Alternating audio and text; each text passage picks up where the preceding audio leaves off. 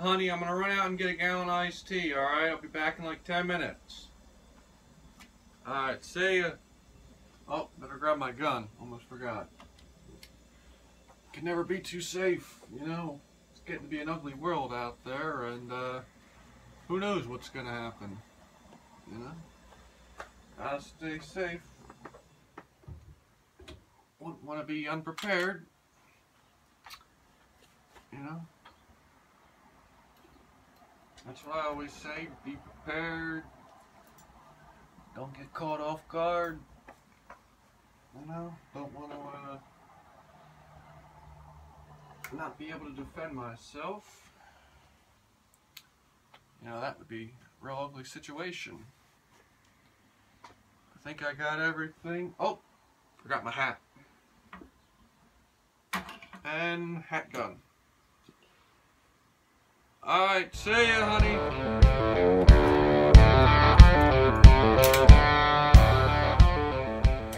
Alright, so today we're talking about the New York Reload. The concept of carrying multiple firearms, carrying a backup gun, however you choose to word it. Basically same concept all around. You know, today's world, at least in the US, fairly safe. You know, you can usually walk out your front door with somewhat level of certainty that you're not going to get mugged or ran over or shot or whatever on that particular day. But it's an unpredictable world, so that's why we carry, because you never know what's going to happen. So with that being said, you're probably wondering, you know, what would be the concept, what would justify, you know, carrying a second gun.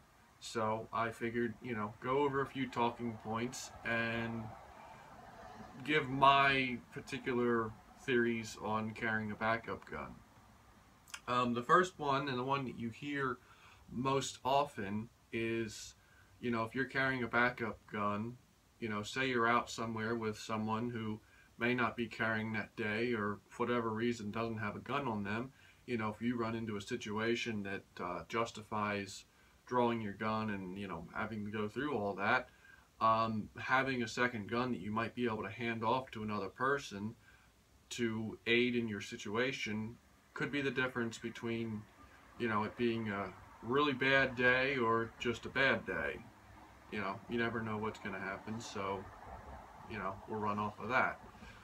So, you know, that's definitely something to keep in mind. That's not personally one of my reasons why I usually carry a backup gun, because most of the people I hang out with and go places with, they always have a gun on them. But something to keep in mind. Another good point is, you know, guns break. Guns can be taken out of service. It's, you know, say you're in an alley, you're in some dark alley for some unknown reason, I don't judge, and, you know, you got a guy charging at you with a baseball bat, you know, from whatever, trying to get your wallet, who knows, and you go to draw your firearm, and as you draw, he comes up, smashes your hand with the baseball bat, you know, knocks the gun out of your hand, breaks the gun, who knows, breaks your hand. Well, now not only, you know, are you out of hand, but your gun's on the ground, whatever, you know, it's now a struggle.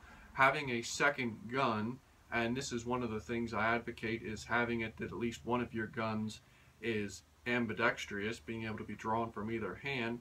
Having a second gun that you can draw to re-engage that threat, you know, could very well save your life.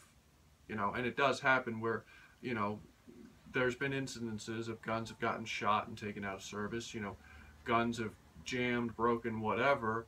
Having that second gun may just be what saves your keister. So, you know, something to keep in mind for that. You know, they're mechanical things, they do break, and things do happen, you never know. Let's see. The other thing, and this is, again, one of the major reasons why I have a second gun on me most times, is multiple access points. You know, a lot of times, a lot of people like to carry on their belt. Nothing wrong with that, works great. But if you're sitting in a car, it can be kind of hard to draw. You know, if I'm sitting down, and especially if my gun's at basically a 3 o'clock or further back, if I'm sitting down in my car and some guy comes up to my window and, you know, sticks a knife in my face and wants my wallet or whatever, for whatever reason, you know, it's going to be a very cumbersome, very awkward, and very noticeable draw coming from your belt. Same with if you carry a pocket holster. I do carry a lot of pocket holster, and, you know, works great, but kind of hard to do when you're sitting down. Whereas, say you've got a second gun maybe on your ankle, you know, maybe you're wearing a shoulder rig, something like that, you know, breaking up the ways you carry, having multiple access points to a firearm, you know, when you're sitting down, it's quite easy to be able to, you know, lean down and draw a gun from an ankle holster or draw a gun from a shoulder rig, you know. So it really is something to keep in mind there. You know, having that ability to access guns, you know, no matter what situation you're in, you know, whether you're laying down, whether, you know, you don't know what's going to happen. You could have a guy come up behind you and, you know, push you right to the ground without you even knowing what's going on, and you might start out on the ground, on your back, on wherever.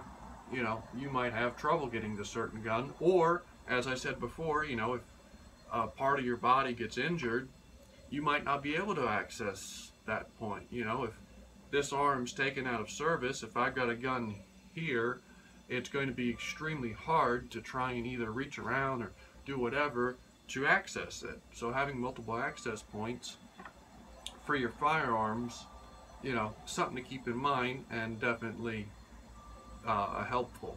So, and here is the whole New York reload point, is it can be a faster reload. You know, if your gun for whatever reason jams or goes dry or who knows, you know, with practice, obviously a reload can be quite quick. I mean, you know, but if for whatever reason you need that gun right away, being able to drop that gun and draw a second gun is always going to be quicker than performing a reload. You know, I mean, obviously with practice you can do a reload upside down underwater with your eyes shut, but the fact doesn't change that, you know, doing this, you know, wherever your mag might be, drawing mag, inserting mag, running slide, is always going to be slower than drop gun, draw second gun, fire. You know, just something to keep in mind. You know, it's like I said, the odds of us getting into these long drawn out gunfights is pretty rare and never really going to happen. You know, it's a very low probability, but like I said, we prepare for the unknown. We prepare for basically, you know, what could possibly be one of the lousiest days of our lives if we run into it.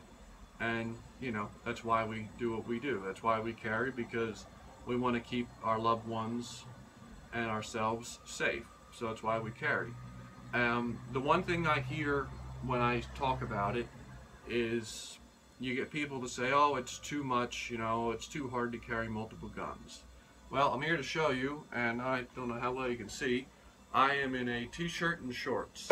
That's all I'm in. And this whole time I've been standing here, you know, I've had a L frame on my waist, you know, in a good holster and a good belt, and I've had a J frame tucked in my pocket in a pocket holster.